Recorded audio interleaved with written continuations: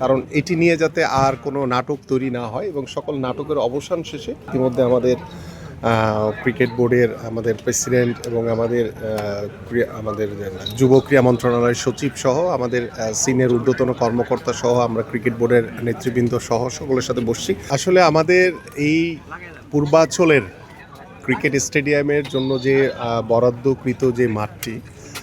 এখানে তো ক্রিকেট একটি স্টেডিয়াম হবে ইনশাল্লাহ। পাশাপাশি এখানে আমাদের বিভিন্ন স্পোর্টসের মাল্টিপারপাস কিছু বিষয় সার্ভ করার জন্য আমাদের একটি পরিকল্পনা রয়েছে। ইতিমধ্যে আমাদের ক্রিকেট বোর্ডের আমাদের প্রেসিডেন্ট এবং আমাদের যুব ক্রীড়া মন্ত্রণালয়ের সচিব সহ আমাদের সিনিয়র ঊর্ধ্বতন কর্মকর্তা সহ আমরা ক্রিকেট বোর্ডের নেতৃবৃন্দ সহ সকলের সাথে বসছি এবং তারা টোটাল বিষয়টা আমাদেরকে জানিয়েছেন এবং আমরা আশা করি যে আমাদের 2027-এ আমাদের এশিয়া কাপ রয়েছে এবং 2031-এ আমাদের বিশ্বকাপ ক্রিকেট রয়েছে, যেখানে কো হোস্ট হিসেবে আমাদের কাজ করার আমাদের সুযোগ রয়েছে। তো সেই চিন্তাভাবনা করে আমরা আশা করছি যে ফার্স্ট ফেজে ক্রিকেট বোর্ড নিজেরাই তারা এই কার্যক্রমটি শুরু করবে। পাশাপাশি আমাদের সরকারের পক্ষ থেকে আমাদের যা যা করণীয় আছে আমরা একটি পরিকল্পনা মাফিক ভাবে সুন্দরভাবে আমরা এগোতে চাই, কারণ এটি নিয়ে যাতে আর কোনো নাটক তৈরি না হয় এবং সকল নাটকের অবসান শেষে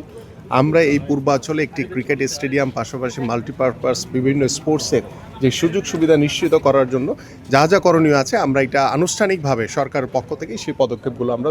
খুব দ্রুত সময়ের ভিতরে নিব ইনশাআল্লাহ।